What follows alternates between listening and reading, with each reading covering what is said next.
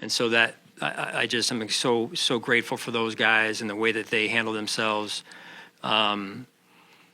So overall, again, good season. Came up a little bit short, and that feeling never goes away. I know it.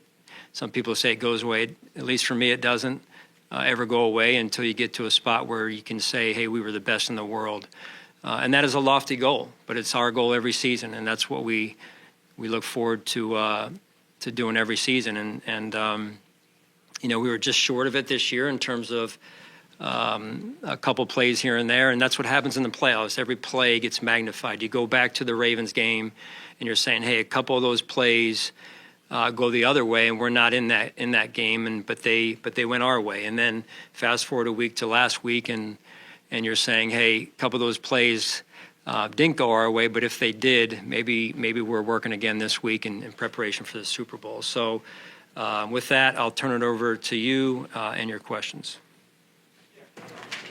Sean, how do you square, with all the success that you've had here in Buffalo, branding yourself over the 8 years, how difficult is it knowing that there's a narrative out there that this team just keeps on coming short?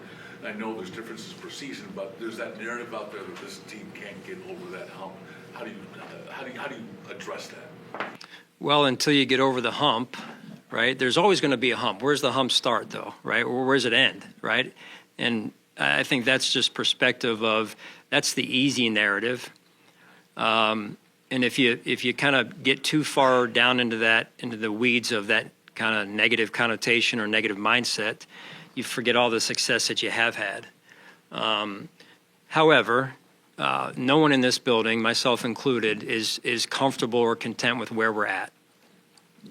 And I think that's the greatest thing about the people in this building, Brandon, myself, Pete, certainly Terry, and our mindsets that it doesn't stop, right? We continue every year to try and start from scratch, put a team together, develop a team, get everyone to be on the same page, and put us in a position to win in the playoffs. And if you look at the last 2 years against a really good football team who are the two-time defending champs,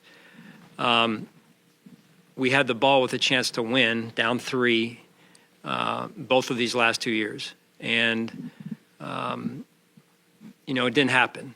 So I don't think there's any consolations in that, but perspective is important as it relates to where we're at as a team, where we're at as an organization, and then are we giving ourselves a chance to win? Are we putting ourselves in position? And we were in a position, however we got there the last 2 years, to be in a position to win those games. And I think that's part of what we have to look at also, quite frankly, is on the last drive of the game, we came up short. And figuring out why, right? When we have the ball in a position to tie or win the game, we weren't able to get it done. And so now getting into the weeds on it, defensively we have to perform better than we did, and that's real. And so there's a lot that you look at. I'm sure we'll get into it, but I would say that we're very aware of where we are in place and time and where our team is. It doesn't mean you start there next season, but you certainly you feel good about the day-to-day and our methodology of what we're doing. Does that mean that you feel completely comfortable with where we're at and where we want to get to? No, not at all. And then I start with myself and saying right after the game, what could I have done better, right? And then you go into what I'm mostly responsible for, our coaching staff. What can we do better? And then we get into the different areas that have to all pair up to win at that level, right? And so, that's really kind of the progression. But overall, you don't want to lose sight of the success we have experienced, knowing that we've won some big games. It's not, you tell me what isn't a big game in the NFL anymore, right, week to week, but we go in this year, we beat a Super Bowl winning coach in Sean Payton and the Denver Broncos, who are a good football team, and do the same with the Baltimore Ravens, coached by John Harbaugh, who's also won a Super Bowl. So there's a lot of success in a lot of big games. What's left is to go win a world championship, which is a lofty goal, but one that we pursue relentlessly. If I may, just to flip that question around then, given what you said and knowing the successes that you had, what gives you the belief, the confidence in knowing that the way you do things here will get you over that hump? Where do you want to start? Ready? If you look at, I'll give you as much time as you need, John. If you look at, and I should have mentioned you guys. I mean, the support that you guys give us during the year, I understand. You guys want to win as well, and I get that. So I appreciate you guys as well for your support and all the stories you put out there. Not even just about football, but about what happens off the field. So your question was about the belief that we can do that. I mean, if number one, you got to believe in yourself if you want to accomplish anything, right? So the self-belief is huge. If you want to be a great reporter, I'm sure it's the same way, right? If you want to be great, football coach, player, what have you, it's got to start with a certain level of self-belief. After that, it gets into, hey, the people you have around you. I'm extremely confident the people that are behind me and behind these walls. And then you look at what have we been able to do. So what usually, some semblance of history is a pretty good indicator of what could happen in the future. One of the things we've been able to do is not only the 17-year drought, but we got that turned around the first year. And listen, that is what it is. It's to me somewhat in the past, and I'll never forget it, the experience. But we have to continue to look forward and say, hey, what have we done? One of the things we've been able to do, I feel like, is sustain success, which is very difficult to do. There's a lot of teams that get to the AFC Championship game, let's say, but they're never to be heard from again. And I don't know how, what the narrative is around those teams. You probably can't say they come up short because they're never there again. So I'd rather be in the position we're in, where we're continually knocking on the door. But I'm also not, like I told you, I don't deal well with sitting right on the edge and being like, hey, well, it was a good season, slap everybody on the back and say, we'll get them next year. That is the last thing that we're about, Brandon, myself. And so, but I'm confident in who we are. I'm confident that over the years we've developed players who usually have played better here than elsewhere.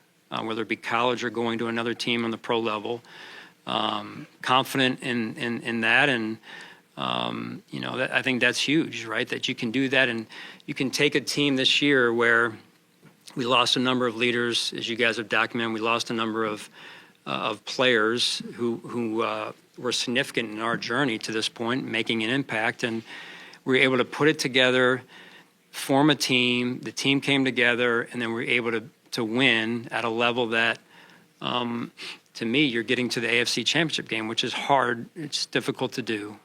So when you're in a position, you want to be there. And eventually, if you keep doing, I'll just say this, if you keep doing things right, not that we're doing everything right, but if you keep doing the right thing, eventually that door will open. I worked for a guy that went through something similar years ago, and he experienced something similar, and now he's, in the position that he's in. So I've just learned that firsthand, that you got to keep doing, because if you don't do things the right way, you'll fall, and you won't be ever heard from again. So. Sean, when you say that, you worked for Andy 3 straight years in the championship, then you finally got through, but this time 4 out of the 5 years has been the Chiefs. Does it make it different that it's them in the way, in their historic run and all those things, that you almost feel like it's inevitably got to be them and beating that team in order to get there? Does it make it any different what your approach is? You never want to build your team to be one team, because you never really know, in fairness to to the Chiefs, that you never really know that it's going to be them every year, although it has been them. And if you're, they're well coached, they don't beat themselves. They've got some star level players, and you have to be at your best in order to beat them. And we weren't. And so, to me, I don't look at it like, hey, it's just this one team. I look at it like, how do we put a team together against whoever it is every year, whichever team shows up in these rounds, and coach at a level and have the personnel at a level, all of us, starting with me, that we can beat them, whoever them is. And so there's a lot that goes into that, right?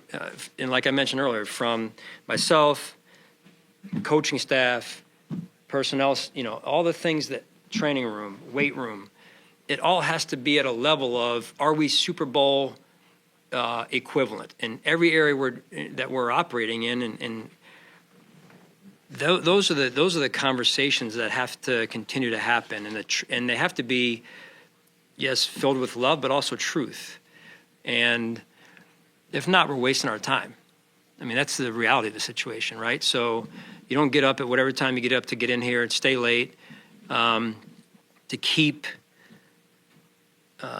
knowing going into the year that's not going to get there if you're not doing X, Y, and Z, right? So then you're living a lie, and that's, your time and my time is better spent than that. So, Sean, can you talk about the defensive line play? I mean, again, the pass rush was struggled the other night, and that's been a theme in these playoff losses through the years. And you've invested assets in that area. How do you get the most out of your pass rush moving on down the line here?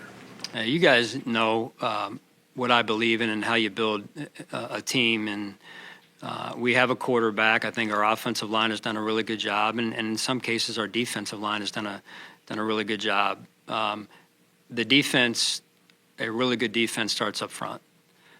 Winning games, as you guys know, I talk about it, winning the line of scrimmage is critical. And, I felt like we did that at some times this year, not enough. And so, that's an area where I did see some of our players, maybe not statistically, but just overall factor-wise or performance-wise, improve up front, and that's important, right? So I won't get into all those guys, but that's important. You've got to play well up front, and I'm just talking generally speaking, and to win the line of scrimmage, you can control the game, and I believe that moving forward, in order to move forward. Just as a team in the games where I've been in the Super Bowl, it's your front is what gets you there, right? I mean, you have to have a good quarterback, but the O-line, the D-line, they're the guys that are getting you there, and they impact the game more than any position, and I believe in that. You guys know I've talked about that since we've gotten here. So I know Brandon believes that also. So. That's an important spot for us. If I could follow on that, do you need to get bigger on that defensive line, especially at, obviously, tackle? Yeah, I mean, we'll look at everything. How do you, I believe we have some good players and pieces, and it's how we add around those guys, Sal, to complement who they are and what they do already. As we look into the free agency period and the draft as well. Brandon talked a little bit about this. Like Chris Jones's they're just not floating out there, right? Like game-wrecking players. There's maybe 2 or 3 of those in the league. We saw what Will Anderson did the week before against Kansas City. How do you guys go about finding that player? In your eyes, do you need that player, somebody that can kind of change the math a little bit on that side of the ball against some of these, especially not just Pat, but, all of these quarterbacks, Joe Burrow, and the list goes on. Yeah, the AFC, I'll just speak for the AFC. I certainly know that better than I know the NFC. I mean, the AFC is just loaded with, really good quarterbacks, really good coaches. And so the short answer is they are hard to find, like Brandon said. You do need difference makers. And again, in my experience, you need 2 to 3 on each side of the ball that are difference makers like that. I'm not suggesting we have them, don't have them. I'm just saying that if you're just saying, hey, what gets a team to the Super Bowl, philosophically for me, that's you look at it, you study it, you've got about 2 to 3 at least on each side of the ball that are top 1 to 3, 1 to 5 at their position. That's real. Sean, how do you analyze Joe Brady's first full season on the job? Obviously, in the regular season, you scored a lot of points, second in the league, but your second half of the Ravens game, I think it was just 6 points, and then the Chiefs game, some failures in short yardage situations that you had been good at. That fourth down at the end there, that the play isn't made. So holistically, how did you feel like Joe Brady did both all season and then in the most critical moments against Kansas City? Yeah, I'll take the first part in terms of all season. So overall, I thought Joe did a really good job. He took what he had in this "everybody eats" slogan or whatever, and I think that was kind of the approach all year. And again, you look at what we were able to do in the pass game, but also in the run game, and keeping a team a two-dimensional offense is hard to do. I thought Joe did a really effective job with doing that throughout the course of the year, and not really knowing or the opponent knowing who to try and take away. So I think as a coach, just in general, when you can do that and take what you have, learn the strengths of your team, in this case the offense, and then use those strengths to form a good system year to year, I think that's a sign of a good football coach, or a good coach overall. Specific to the Kansas City game, I thought we made some big time plays. I thought we moved the ball. In fact, I think we outgained them. I don't know, can't remember quite the numbers, but there were some plays that I know Joe wants back, like I do, in any game. And so, and some of those are, you're talking about, in this case, 2-point play from the 1 yard line, right? That turned out to be a very big play in the game. The next 2-point play did as well, right? The 6 inches of a 4th and 1. That's how razor thin the margins are in these games. And it's just, to me, I don't like it, but it's fascinating to me because of the level of detail you have to win a game like that against a team like we were going against. And I know Joe and for sure myself, we don't run from that, right? That level of detail, that level of execution, the last drive. Why did it go the way it did, right? If you look at the last drive, Josh scrambles, I think, for the first down. The very next play, I think we tried to screen and go to a screen pump to get the ball down the field a little bit more. Our level of execution was not high enough. The next play, I think, was, help me out here, batted down by number 90. So a defensive lineman made a big play in a big moment of the game, right, where Curtis was coming open in a potential runaway, I think, from Reed, right? The next play was a check screen against a zero blitz, and we're this close. Karlaftis makes the play on the edge, just in a heck of a retrace effort, right? And then the last play was the last play, and so. Again, I keep going back over those plays in my mind, along with others, of that's the level of detail, that's the level of execution, so on and so forth. And I know Joe does as well, and the whole offensive staff. But overall, Joe's wired the right way. I thought he did a really good job taking what he had in terms of finding the strengths of the players, connecting with them as people, keeping us on a pretty good path all season long.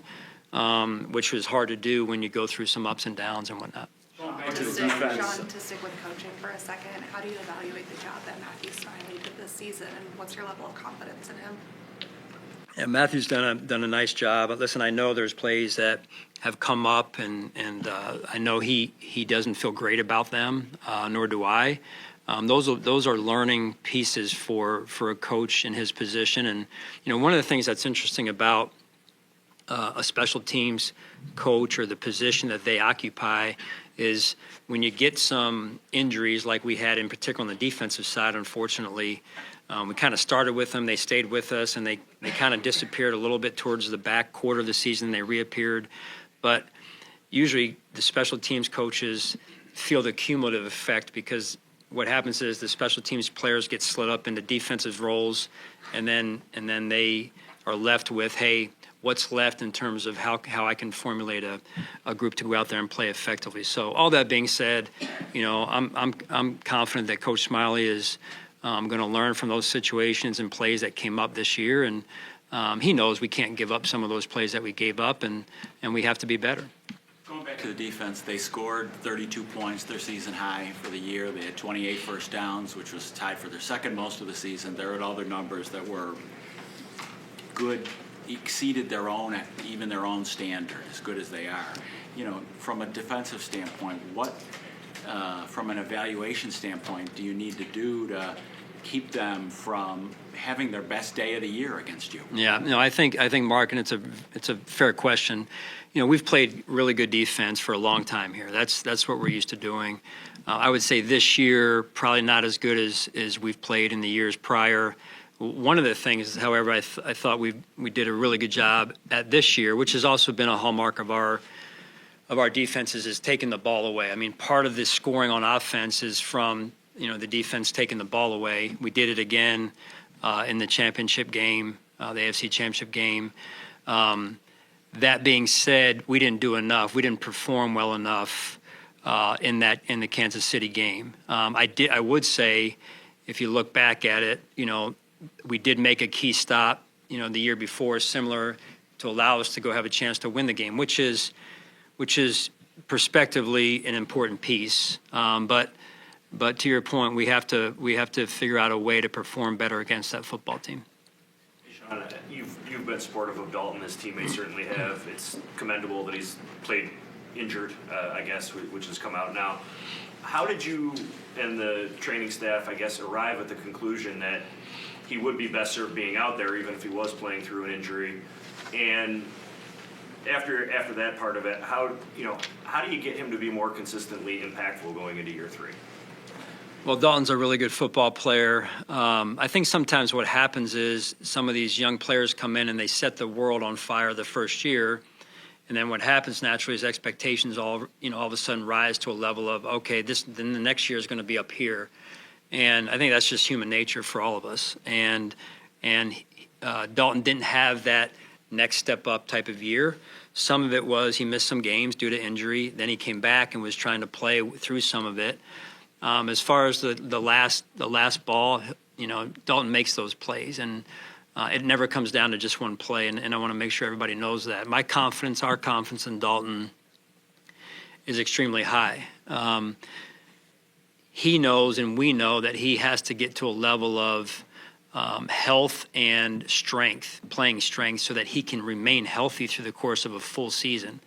A lot of these tight ends are coming out that are built a little bit differently maybe than they were years ago, in terms of they're a little bit more built like Dalton and some of these other guys that their names, these household names now. But the way he could set himself apart would be to add some of that strength, add some of that that play strength and that durability would help him. And so I know Josh, myself, Brandon, offensive staff, all extremely confident in Dalton. Under that, Brandon talked about how he was a little bit disappointed how Keon finished the season coming back from his injury. What was your perspective on Keon's rookie year and how he kind of ended things? Well, I would say similar to the way Brandon described it. It sounds, and thought Keon really got off to a good start. I'm going back in my mind to the Seattle game. He was almost dominant in that game, both catching and blocking, and was really starting to get it.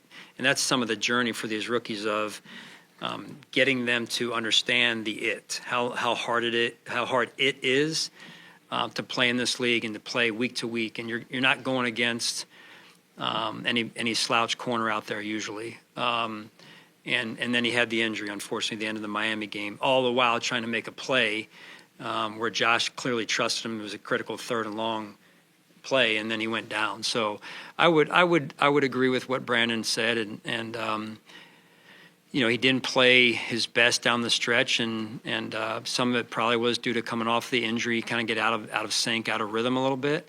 But it is something that he can learn from and improve on moving forward. What was your perspective on when Kyer had to come in? It looked from the outside they were targeting him a couple times. Wasn't the cleanest game for him. Was there ever a point where you thought you had to do something different, maybe put Jamarcus in or anything like that?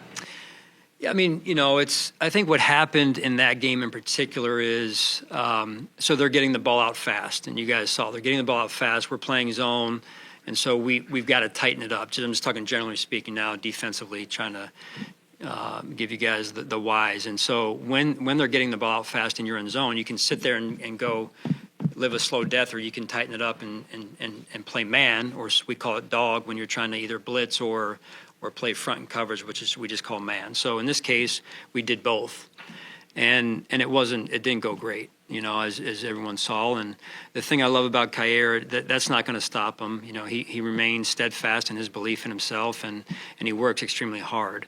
The result wasn't great, and unfortunately the matchups weren't great for us, and so you're seeing some things happen in the back end. Losing CB was not easy, and they exposed us in some spots there. I mean, a reset offseason, if you want to call it that, where you turned over a lot of leadership and went with a lot of new guys too. And knowing you have maybe a little bit more room to work with salary cap wise, do you think this team is better positioned now going into the season? I'm not going to pretend to say that I know all the numbers, and I don't get on those websites. I usually just ask Brendan, hey, what are we looking like? Where are we at? And so, where we were last year, I thought the team really did a good job, right? And that's part of what I'm saying when I'm saying being able to sustain success through different things that come up, right? And one of those is when you have a cap situation that isn't as friendly as you'd like it to be, and so you take what you have and you make it as good as you can make it every year, and that's what we've tried to do, and I think you see the results in that. Moving forward, it is important that we can do some things, right? Having that hopefully freed up space to do some things, to make some of these moves, to draft in a certain way that we can impact our team, and I'm confident in Brandon and his staff that will do that. On that last drive, offensively, James wasn't out there. Was he dealing with an injury late in that game? No, not that I'm aware of, at least. So I guess, sorry, Brian. Yeah, you're good. So I guess, just to follow up on that then, looking back, hindsight, it's always 2020. He had such a huge game. Would you have wanted him out there in some of those moments? Yeah, I mean, yes. I don't want to take anything away from Ty Johnson, however. And when you look at it, just the way, let me just back up on James first to give him his credit. What a game he played. What a year he had. And that's a great example of these players. We really drafted James to be a pass-catching running back, right? And he comes in and blossoms and just develops in more ways than one, on the field, off the field.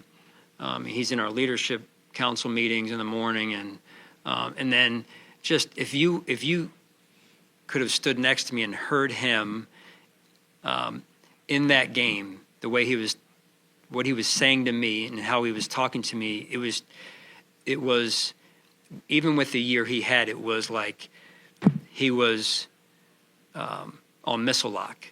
Like to be his build and to play as physical as he did, he was in another, I don't know if he was in flow state or he was just in another stratosphere of his intent. It was incredible. Fast forwarding to that drive, usually Ty's on the field in called a 2-minute type of drive, and so that's part of the reason for that. I'm sure if we continued the drive, Ty at some point was going to have to come out, James to go in just to give him a blow there. Sean, you're able to see a lot of Cole Bishop down the stretch. Yeah. How much confidence does that give you about him going to next year? Yeah, I think one of the things that, got in the way of Cole or impeded Cole's development was he was injured in training camp. I'm not sure if he missed the spring or not. He did miss some of the spring training camp, right? So that really gets in the way of growth development just because of reps to start off with, at least. What I love about Cole is, he had a tough first outing. And I think that was also a little bit perhaps a wake-up call of, okay, I thought I was ready, but maybe I wasn't. And then his process, bless you, got a lot going on in this room, man, So, I don't know if that time of year, right? Let me just finish, Matt, real quick, if you don't mind, for Ryan. I almost lost my train of thought. Cole. So no, but his development from that point on, Ryan, to where he was playing at the end of the year, not that it was exactly up to standard all the time, I thought was very impressive. And I credit the coaches, I credit Cole for sure, and Micah and Kareem Jackson for helping in that way. Sean, to talk about Josh Allen like you did, about his just what he did with the leadership committee and how that was led by him, and then to see him go out there this season and just have 6 interceptions. How did you see Josh level up his play on and off the field this season? Yeah. I've mentioned this before, and now that we're at the end of the year close, Josh Allen is the reason. Josh Allen's leadership, his consistent leadership, was the biggest reason why we did what we did this season. Anybody that tries to say otherwise, I know better. I've seen it. And, him now doing that every season for us, not an easy undertaking, but he is and was the reason. His leadership, his play in that regard, at least, Matty, went along with, was connected to his level of leadership on our football team. So I believe those two went hand in hand, and he continues to do that. We're going to win a lot of football games. The leadership that he has, it's expected to be a leader as a quarterback, but how unique is it to see him lead the way he does? You've been around so many NFL players in your coaching career. Well, there's times when you have great players, but they're not necessarily great leaders. That's probably true in any area of life, right? Great talent does not make you a great leader. Thinking that one's a leader does not make you a great leader. Leadership to me is is developed over the course of time. Excuse me. And Josh has grown and developed in those areas, and I really believe he understands, which is part of it, of growth and development and maturation. He understands what it takes to win, and not just win in the regular season, but win big. And that's part of this level of awareness that he's gotten to as a person and as a player. You maybe insinuated that your defense took a step back this year. First season of Bobby being your defensive coordinator. What leaves you confident that he can improve going from year 1 to year 2 and help the defense improve along with him? I thought Bobby, improved through the year.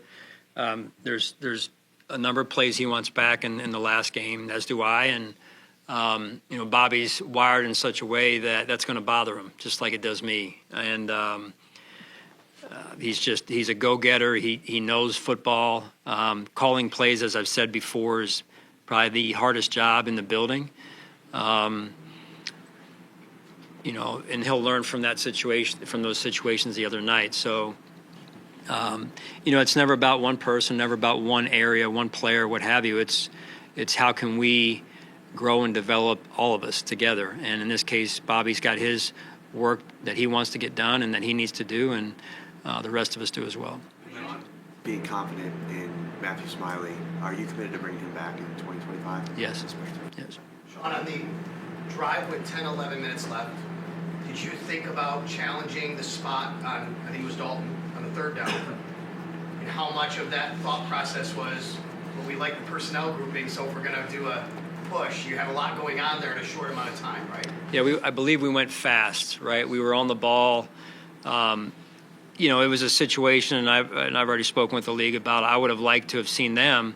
The hard part for a coach in that situation, how much time was on the clock? At the About 10 minutes. 10 minutes. We're in the fourth quarter.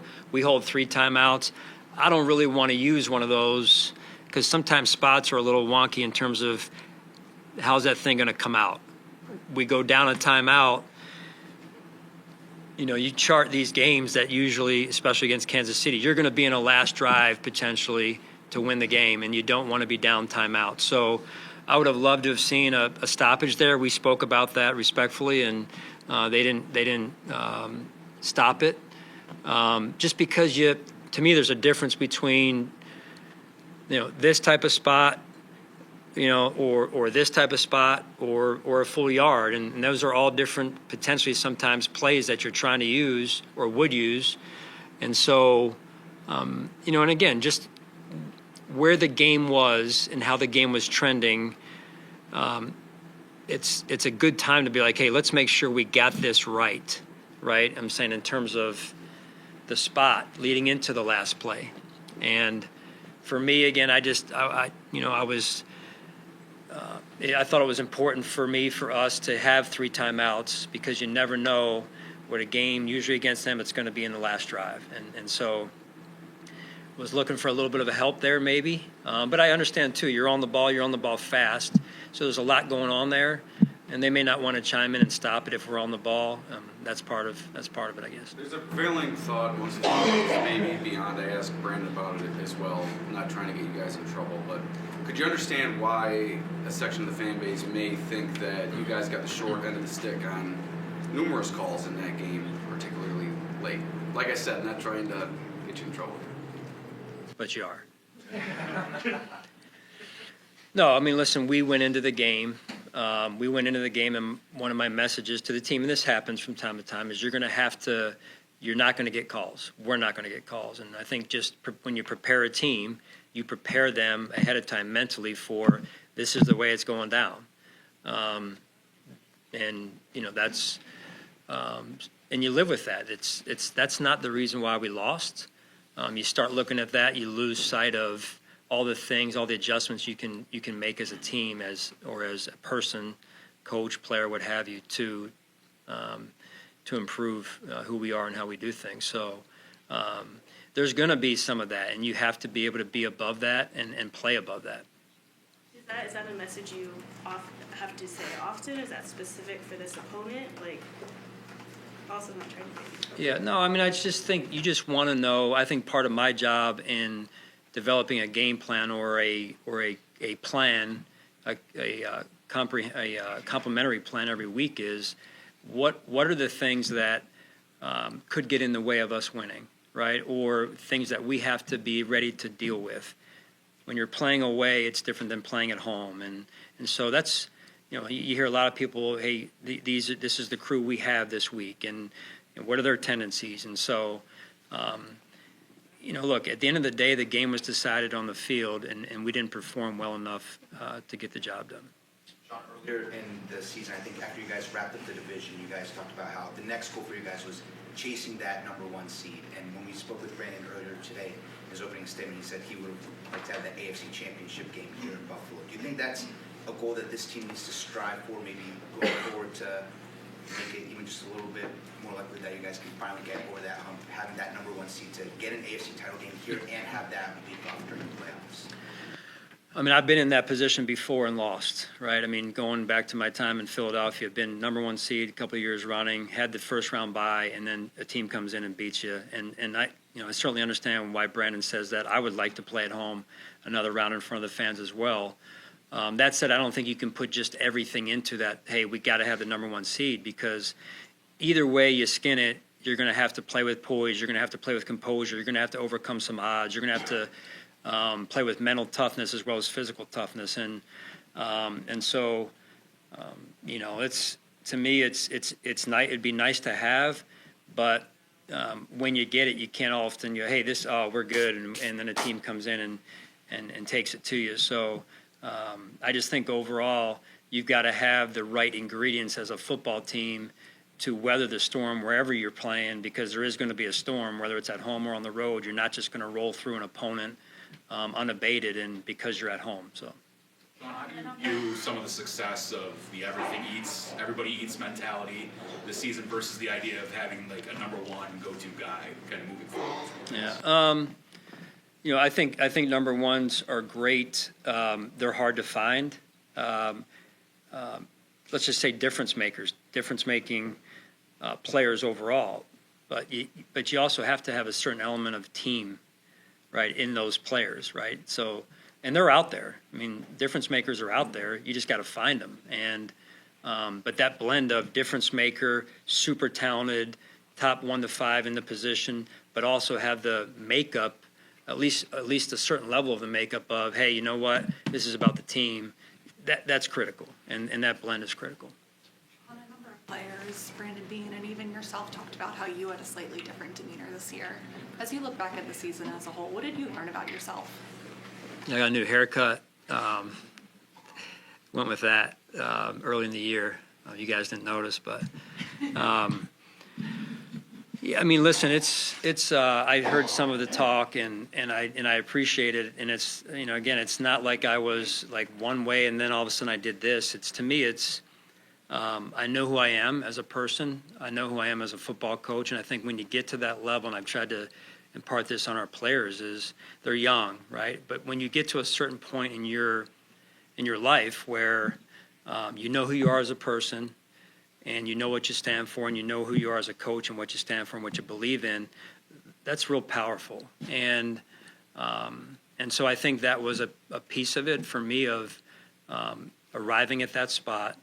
I think a certain piece of it was being able to know that the team was in good hands, right? The leadership council led by Josh, the team was in good hands. And we can do a walkthrough. You guys were there. We did a walkthrough the Friday before the AFC Championship game, and I can do that as a coach, which is not common, because I trust our players, right? I trust our leadership group, and I told them that at the end of the season. And so you can do some of these things where it frees you up to really be who you really want to be, and what makes the job enjoyable.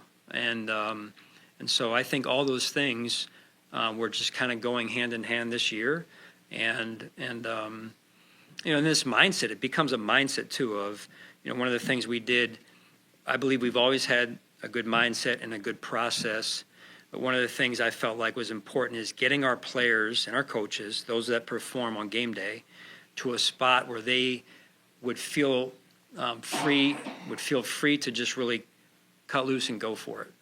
And I would just say that, you know, you look at plays from our game and plays from the week before that got magnified, and certain individuals making a play, certain individuals not making a play. You know, those are the challenge for these players, for coaches overall, to continue to, you know, go after it, right, I'll say, is getting more and more difficult when the exposure, when it doesn't work out, is the way it is, right? And when guys get, and what happens to, like, you know, in Baltimore with their player. And so the best thing I've learned that I can do as a coach, and I've shared this with you guys, is to be exactly what they need me to be on a day-to-day or week-to-week basis, right? So to meet them wherever they're at. And if they need confidence, I got to be the one that gives them confidence, or tries to, right? If they need me to be hard on them, then I got to be the one that has to be hard on them, or to challenge them. If they need me to bring a sense of humor on a certain day or week, then they need that. I just feel like we were able to set a pretty simple and clear level of expectations for us inside these walls. And then within that, the players and coaches, I believe, were able to go and just, hey, cut loose, because we've done this and we've done that. And that's the only thing we expect from ourselves. Now go cut loose and play free. I think that's some of what you saw, knowing that the results are, I hate saying it this way, believe me, they're variable. They really are. And that's the hard part of this business, or one part, that's hard. Sean, as you look at your To follow offense, up on that, Yeah. how do you balance carrying that over into next season when some of that is built on time on task and trust with players? Like the part about them playing more freely and you trusting them, it's gonna be a different team next season. How do you carry over that culture? Yeah, I mean, it's a mindset that we embrace. I mean, I had a great conversation with T-Bass, and what a year. You talk about a mental or a journey overall, and to sit down with him and really just sit back and listen to how he navigated this season. When you talk about a guy that, didn't have a great start to the season, coming off of what he came off of last season, but watching him navigate this season in the way that he did mentally, to go out there, let's just say, and kick that kick against the Miami Dolphins, a 61, 62, whatever, 61-yarder, that doesn't happen without an unbelievable mindset. And so, and I think I told you, I had people after the game saying, I can't believe you were going to do that. And this is for all of us, right? Our fan base, we've got to have this type of mindset together. Meaning, I can't believe you're going to try that 60-some yarder with all the bad things that could have happened. Well, we can't think about it that way. We got to be like, hey, winners have a winning mindset. Only the good things are going to come out of this, right? If you expect to win, you have to first believe you're going to win. And I know he believed he was going to make that kick, and so did I. And he goes and does it. That doesn't mean it's always going to turn out that way, but that is a mindset that we as a team, we as a community, we have to share, because that's who I believe this place is, and that's who I believe we can be moving forward. Sean, as you look at the offense and how it performed, obviously record-breaking points and all that, but the inability at times to throw the ball down the field, Josh had trouble with that. I know everybody eats, but do you need in this offseason to get a guy who can get downfield? And I know he tried with Cooper, but that quote-unquote number one type guy, do you need to add that to this offense? Yeah, I don't know, Sal, that it necessarily has to be, you guys are using the label of a number one. I don't know that you have to have that. In fact, when we were in Carolina, went to the Super Bowl, we didn't really have a number one, say. However, do you need to be able to stretch the field horizontally and vertically? Yes. You need to be able to stretch the field horizontally and vertically and gain separation. So I think I know, in fact, we'll look at that and like we do everything, and evaluate exactly the type of player and the type of person that would fit that. Sean, when does your competition committee duties begin? And what'd you Today, learn they last year? started today. Yeah. Bad time for my question then.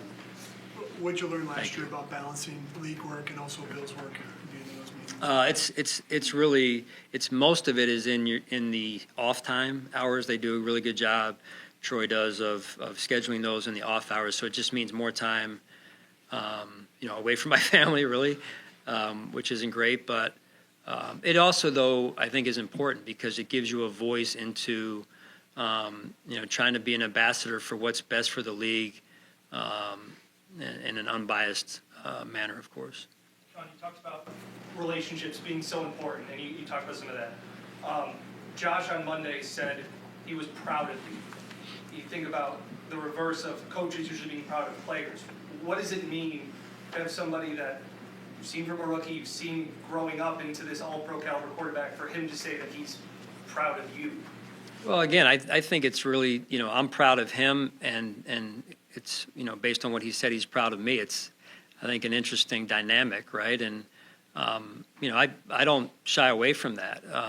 It's, like I said, it's, it's me growing. And, it's not that I was a bad coach before. We went to the playoffs and broke a 17-year drought, right? We do all what we've done, but that doesn't mean Sean McDermott's done growing. But that doesn't mean Sean McDermott's done trying to become the best, husband, father, coach, teammate that he can become. And so that's how I take it, really is, whatever, however I can improve, I think we all need to do that. And I think we, usually do a pretty good job of that. But I'm not ashamed of that. I'm not embarrassed of that. And it's not like I was, over here, but you guys know me, you kind of know what to expect. But listen, for me as a coach, I believe this, and I believe this with all my heart. You don't go to a place to coach just to win, right? That's what I'm going to be judged by, and I've been judged by that since the time I got here to the time I'll leave. But you go to a place to win, yes, but the other responsibility you have as a coach is to make an impact on the community, and I believe that. And me continually trying to become a better person, a better father, a better husband, better teammate, better coach, that only enhances my ability to do that. And so it doesn't mean I'm perfect, but that's how I see this mission as a head coach of the Buffalo Bills.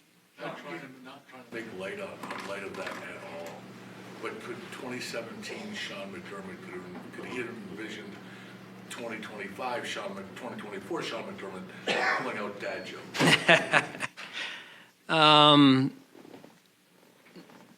Probably not. I don't know. I think that the guys don't know how cool I really am, So once in a while you got to remind them. And you get older, right? You get older, like I said, you get more and more comfortable in this job, and comfortable being a good word in this case, in this context. And experience certainly helps. And, you learn in a mature way how the job, what you have to do to really win at this job. And that changes a little bit. Like I said, there's a huge mental component to this job, and mental piece to our players and our performers, the coaches included. But yeah, there's just that to me is them seeing who I really am, and I think that's part of it, is that you can be vulnerable. I know Coach Vermeil rather well, and you see him over the years being real in front of his team, and that's the real Sean McDermott, and that allows me to have fun and enjoy this too, because it's long, it's tough, and it's not easy, but I love doing what I'm doing. We asked you a few times at the end of the year about Matt Milano and his trajectory, where he was. Where did you feel he ended the year, heading into the offseason, and as far as what you see his role is next year? Matt is, my heart aches for Matt, because, come off of the year he had the year prior, misses all that time, goes into camp, we're at Pittsburgh, and he, strains his deal there, and then he's out in another X amount of weeks or months. And there's a real mental component to that also, of him being able to get himself back mentally, that, hey, I can still do this, and I can still do it, not just do it, but do it at a high level like Matt Milano used to do it. And I applaud him for his mental ability and his, just ability to push through overall, until he found, again, a rhythm that I think he said, hey, you know what, I can do this. And you saw that at moments. Not as consistent as he once was, but going into the off season now, not needing another surgery or not having to rehab will be important for him. Josh, I know you're a guy who just sticks to what's gotten you to this point, what is success in this organization. But hearing you talk about Josh, Brandon had similar things to say about Josh, who he is, not as just your franchise quarterback, but as somebody off the field too, as what he is for a leader. How difficult does that make it to where you get so close to achieving the goal of getting to the Super Bowl? You want that for a guy who's not getting any younger. How difficult does it make it for you to stick to what has worked without wanting to throw a million things at the wall to see what can make that happen with a snap of a finger? So yeah. No, I definitely want it for Josh. Listen, I want it for all of us, the fans, I want it for the Pagula family. I'd love to be able to hand that thing off to them. That's some of what, that's some of why I was brought here, and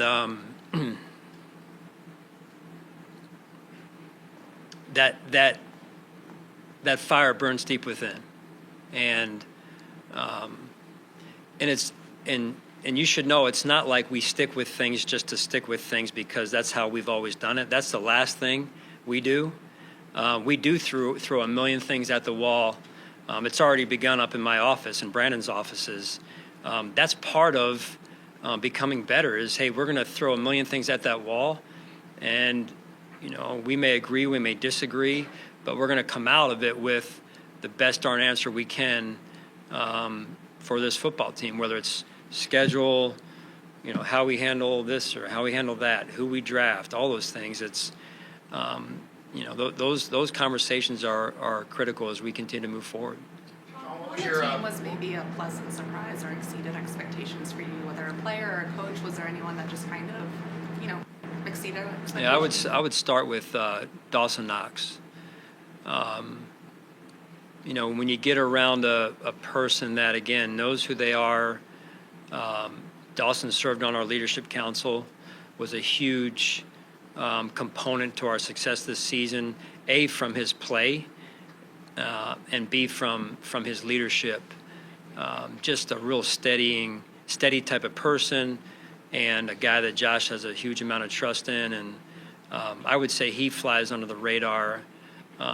When you ask me that question, he's one of them. And then certainly a couple of the guys like Ty and Mac and a few others in there as well.